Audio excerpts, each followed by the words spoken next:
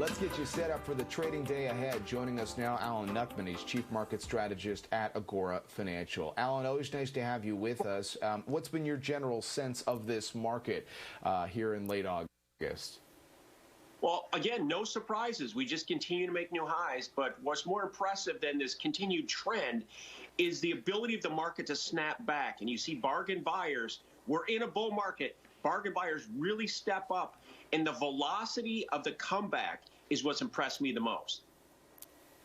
Tell us a little bit about that, the trend you see when it comes to investors stepping back into stocks.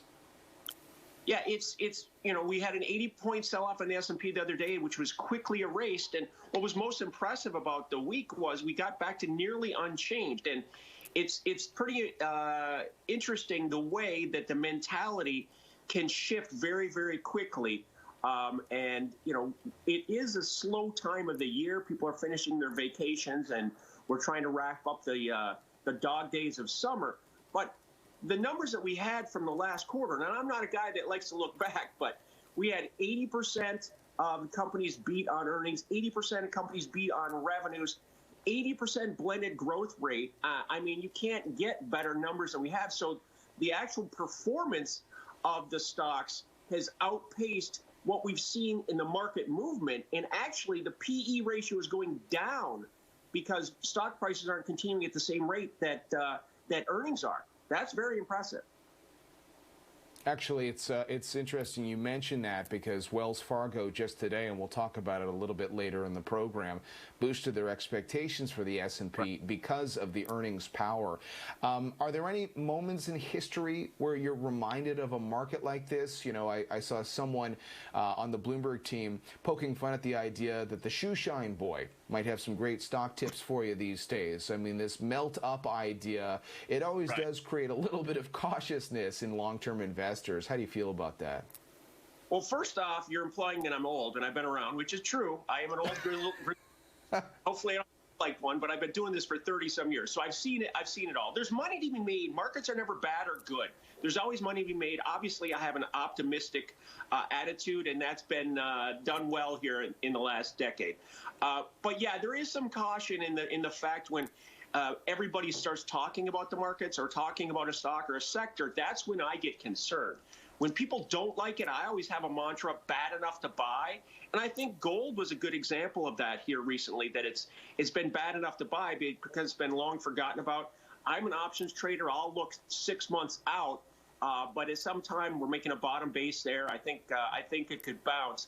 I still think there's a lot more upside in stocks. Again, we've talked about this. Until the equation changes, there's no place for money to go besides equities. People aren't going to put money into treasuries and get 1%. It's just not going to happen. And until rates get to that 4%, that 4.5%, which is the average over the last 30 years, money is going to continue to flow into stocks because that's where the return is. That's where the yield is. And, the makeup of the market, in my opinion, is so important as we show investors the 10-year Treasury yield right now. We just got through a conversation with our colleague Kriti Gupta about how investors have been buying the dip in Chinese technology stocks today. So based on what you're saying, there might be some pockets of the market that on a daily basis are losing momentum, but the underperforming sectors are the one where investors might do a little bit of nibbling. Is that your assessment?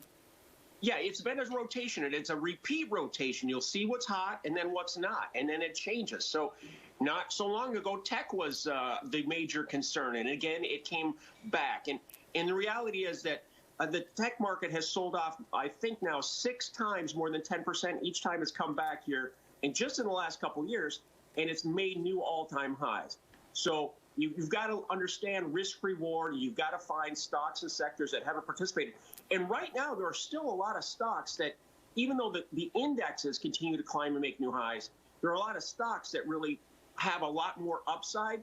I want to give you one because I know before we come on, you always ask for a pick. Micron. Micron's a tech stock that's been a momentum leader for the last decade, up 1,500%.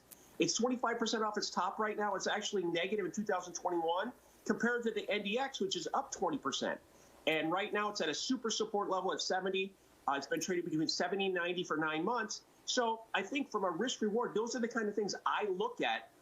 And again, I'm an options guy. I'm looking at a 65 call for October, but I'm just giving you an example of something that I think has some potential in the fact that it's got a lot more upside than it does downside based upon the chart patterns here at these levels. Micron's ticker symbol is MU, and you are not alone. On average, on Wall Street, the analysts who officially cover the company expect that it could be higher than where it is today in 12 months. And this options theme, Alan, some people are very familiar with the options market, others aren't. But at the end of the day, the ability to hedge your portfolio is a nice option. So more broadly speaking for investors, if they've locked in some nice gains this year, if they're uncertain about some of these Delta variant or Fed pullback headlines that they're reading right now, what are some simple tips and tools to consider for just trying to protect some of the downside? Well, you could always buy puts. Puts are just insurance. You have insurance on your house, your car, your life. You have insurance on everything. Why not buy some insurance if you're uncertain? Buy some options that might expire in December as some puts, and underneath where you are to put a floor in. And if they expire worthless, guess what? You're happy because your stock maintained its gains, but you sleep better at night. Now, I'm an options trader where I use options as my vehicle instead of buying stock. I'll buy call options. I'll buy in-the-money options that'll act like the stock. It ties up less money. So it's just about math for me. But I always think options are the answer.